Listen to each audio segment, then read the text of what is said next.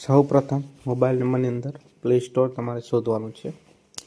Play સ્ટોરમાં tick કરી અને તેની અંદર સર્ચ બારમાં જવાનું છે. સર્ચ બારમાં લખવાનું છે આધાર.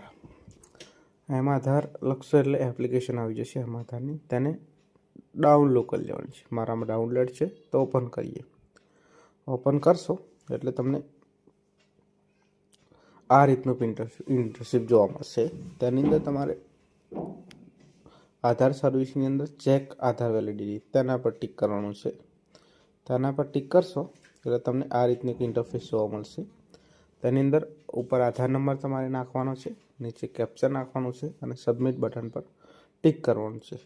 સબમિટ બટન પર તમે ઉપર કેપ્ચર નાખી અને ટિક કરશો એટલે તમને આ રીતનું એક ઇન્ટરફેસ જોવા મળશે. તેની અંદર તમારો આધાર એક્ટિવ છે કે ડીએક્ટિવ તે દર્શાવશે. પછી તમારો આધાર કાર્ડ નંબર દર્શાવશે, તમારો એજ દર્શાવશે, તમારો જેન્ડર, સ્ટેટ અને નીચે મોબાઈલ નંબર છે.